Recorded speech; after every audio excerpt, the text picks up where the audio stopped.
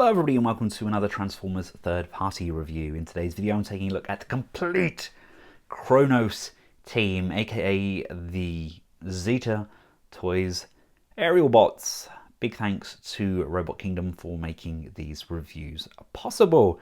I have all 5 members here in their robot mode, and just to give you an idea of how these scale, here they are alongside the Magic Square Optimus Prime, same size as the MP10, and of course DX9's first Stunticon. Now, I think they scale slightly better in robot mode than what the X-Transbot versions do, but I still prefer how the X-Transbots versions look. Now, I have covered each and every one of these figures individually. I will include a playlist at the end of this video, but I just wanted to show you all how they look together as a team in robot mode.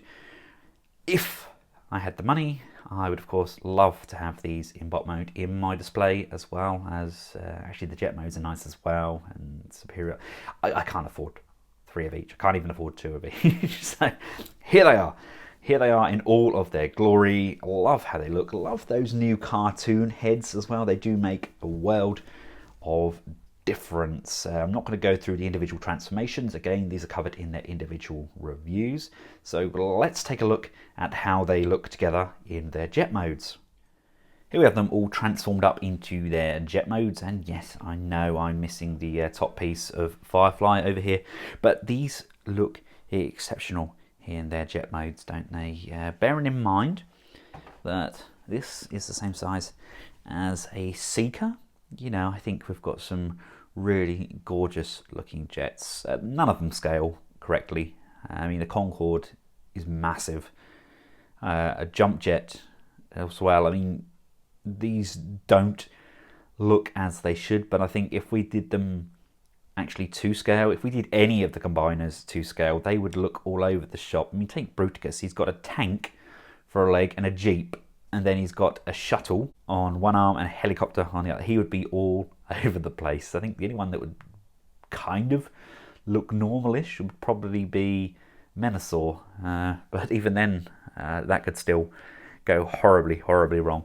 But yep, this is how they look in their jet modes, and as I mentioned back in my last review, it's going to be incredibly difficult for you to get jets that scale with Masterpiece. I know the Taikong Zan, an oversized Starscream from the Movieverse, does scale kind of with the rest of the Movieverse figures, but it is incredibly difficult to get a jet to tick that Masterpiece box and to scale in both bot and vehicle modes. And here we have all the parts transformed up, as per my instructional videos, into their individual joints. Now it's time to start combining. Right, now to start attaching the limbs, peel off the back section of these legs, and there's now this cutout section, which is where the metal peg piece is going to go. That's going to push and slide. And then we have these retaining tabs that just push down and lock in. That is an exceptionally tight fit, and then we can just close off the back again, making this one of the most secure connections for those legs. And learning from their mistakes on Bruticus, they now have a pivot panel on those arms. So we slide the arm in, and once we've slid that in, we pivot this panel back. So that means no matter how much vibration and chatter we get on the joint, that will not move. And here we have him fully transformed up in his combined form. He's so big that I've actually had to put a fisheye wide lens on it just so we can get him all in shot. But that is a ruddy, glorious interpretation of Superion. I adore it. Now, as much as I mentioned before how I'd love to have jet modes displayed and bot modes displayed, this is how he is going to go into the cabinet. He's going to be facing off against Bruticus. I really do hope to be able to get hold of that Zeta Toys Sunbow style head for Bruticus as well, because it's going to make all of the difference. But wow.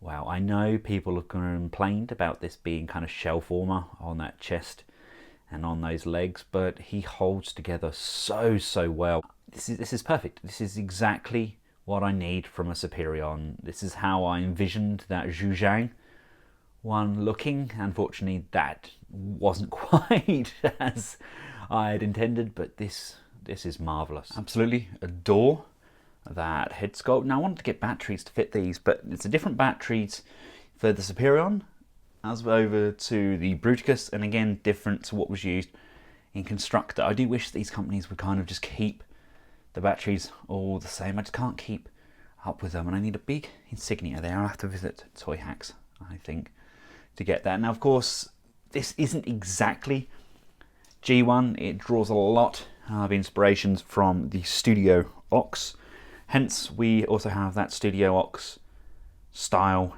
head, very similar to what they used in kind of like Combiner Wars, that sort of thing, which we can just switch out. But this, to me, is nigh on perfect. I can remove these sections from the arms if I wanted to trim them up slightly.